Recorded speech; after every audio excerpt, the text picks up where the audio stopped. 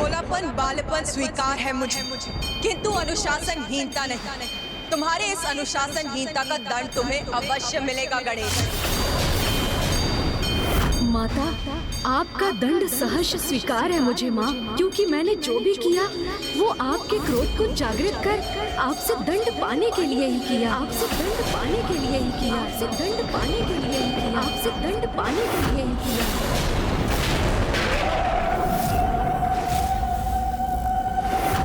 तुमने ये अनुशासनहीनता किसी विशेष आशय से की थी, किंतु क्यों गणेश? कहो गणेश, क्या कारण था तुम्हारे इस आचरण का? मुझे क्षमा कर दीजिए माँ, मैं ऐसा करने पर इसलिए विवश था जिससे आपके समक्ष ये सत्य उजागर हो कि ममतासुर आपकी ममता का अनुचित लाभ उठाकर कितने भयंकर पाप कर रहा है, और आप अपने कठोर रूप में प्रकट होकर उसे अनुशासित करें। माँ, आपके समक्ष भोलेपन और असहायता का स्वांग कर ममतासुर अपनी कुटिलता और क्रूरता को आपकी दृष्टि से छिपाने में सफल हो रहा था। आप मुझे आशीर्वाद के रूप में ऐसी शक्ति प्रदान कीजिए कि मैं अपने सुपथ पर चलने में आश्वस्त रहूं और मुझे कोई भी किसी भी प्रकार से आहत न कर सके।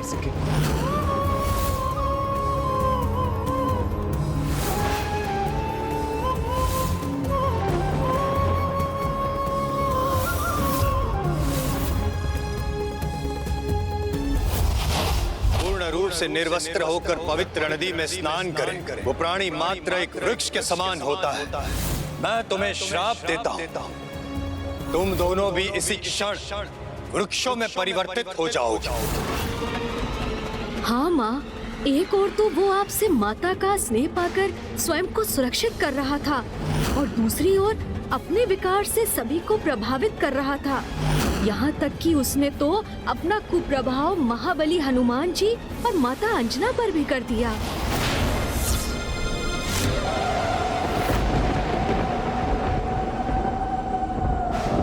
पुत्र, एक माँ की ममता का भाव तो अत्यंत पावन है, जिसके कारण वो अपनी संतान के हित में महान त्याग करने के लिए तत्पर रहती है। किंतु ममता की अति जब विकार का रूप ले ले तो ना माँ का भला होता है और ना ही संतान का।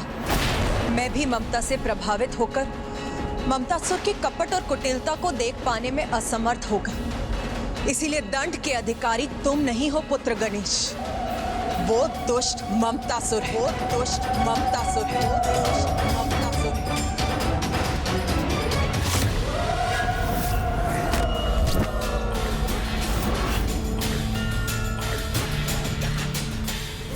गुरुकुल, यहाँ तो शिष्य शिक्षा प्राप्त करने आते हैं ना, तो फिर इन्हें तो वही शिक्षा प्राप्त होनी चाहिए जो मैं निर्धारित करूंगा।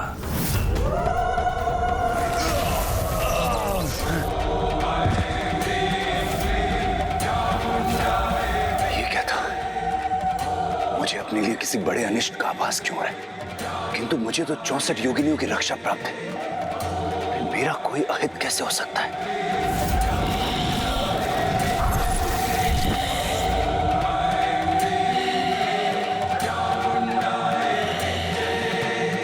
ये योगिनी देवी मुझे इतनी क्रोधित दृष्टि से क्यों देख रही है?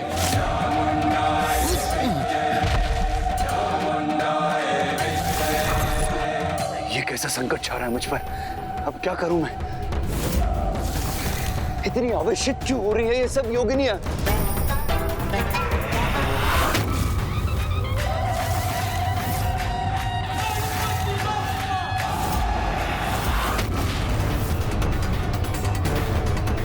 अब ये शिव पुत्र भी इन शिव गणों के साथ यहाँ पर पहुंच के मेरी सुरक्षा तो यहाँ से प्रस्थान करने में ही है।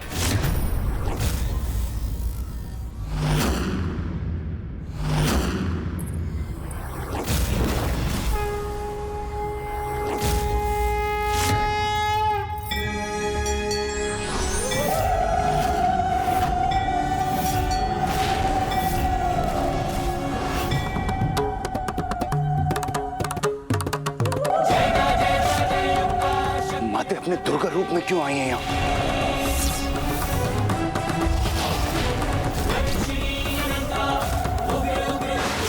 माते?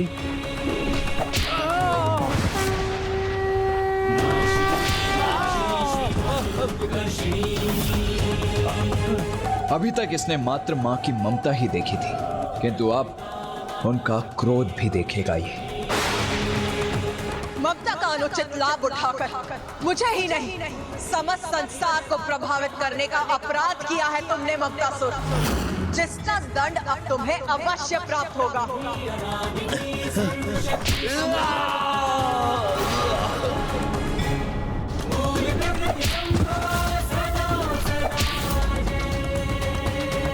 ये मात्र तुम्हारे लिए नहीं, संसार के उस प्रत्येक बालक के लिए सीख जो ममता का दुरुपयोग कर अपने माता पिता की आज्ञा का उल्लंघन करता है।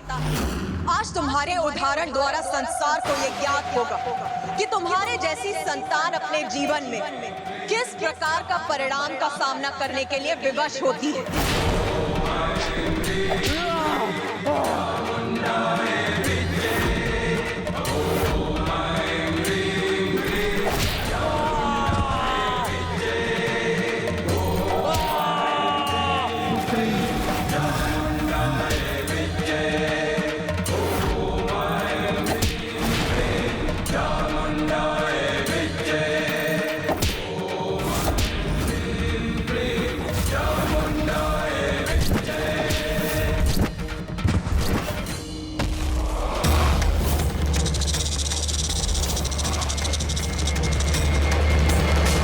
कीट के समान मैं भी इस पृथ्वी के भीतर प्रवेश कर स्वयं को इस दंड से मुक्त कर सकता हूँ।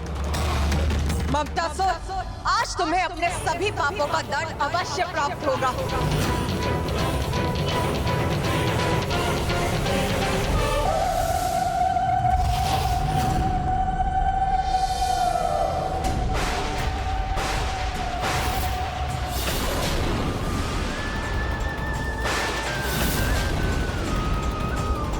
ये दुष्ट तो भूमि में प्रवेश कर अदृश्य हो गया। इतना दुस्साहस इस दुष्ट का।